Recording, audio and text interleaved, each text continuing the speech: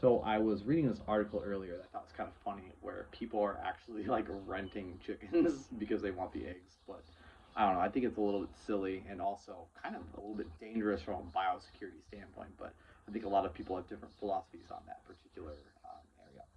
But what I thought was interesting is a lot of people in the comments are like, "Oh, you're not gonna save money by having chickens, or it's not cheaper to have chickens to get eggs or whatever." But I don't know. I don't completely agree with that, but I think it has a lot to do with your infrastructure.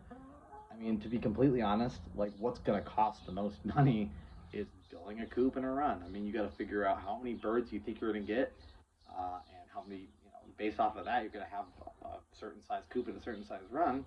Um, I don't really think that's that complicated, but it does cost money to get that stuff constructed. So it's helpful if you have either scrap wood or just pallets are good too. But again, if you can be smart about building your coop and your run, then you don't have to spend $2,000 or whatever. I think we probably spent like one to like 1,500 or something. So I mean, it's not cheap or anything, but I mean, it's definitely built to last. That's also important. Also, it's worth noting that hardware is pretty damn expensive, like hinges, screws, you know, handles, all that shit. It costs money, man. So that shit adds up quick. You're like, oh, I gotta buy two sets of hinges, and each one is like $7. Like, shit.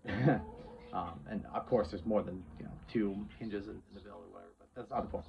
Either way, it's just funny to me that people seem to think that chickens are like really expensive, but it's not really like that.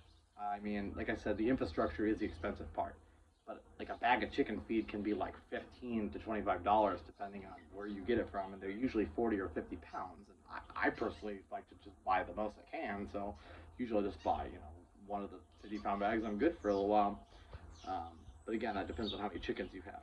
So I only had well, I have more now, but I had seven adult chickens and two pullets and a bunch of chicks. It doesn't really matter. Point is, chickens themselves aren't that expensive either. Say you want to buy a baby chick, like depending on what you're trying to get, they're like really cheap. You can get them for like $2, or all the way up to like probably like 40 some dollars. There's some really weird, rare, exotic breeds. So that's where the expensive shit comes from. But I think it's a little silly to be spending that much money on like a baby chick, but it's me. Um, but again, the choices you make as an animal keeper largely affect how expensive it is to take care of the animal. I mean, chickens are one of the smaller farm animals you could have. I mean, other than like quail, and I mean, ducks are a little bit bigger.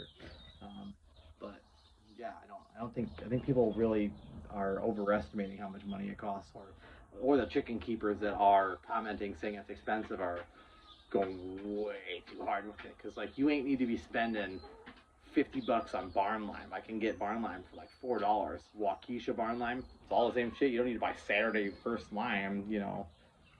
And like I said, it's like I think supplement wise, I do give them grit. They honestly don't need it. They free range. Still offer it.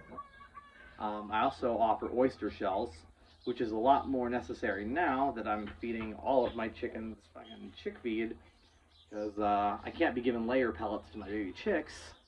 So it's a little bit of a pain in that regard. But again, this is about the systems you have. So if you have a good system, you wouldn't have this problem. But again, most people are probably going to get, you know, 4 to 8 chickens or something and call it a day.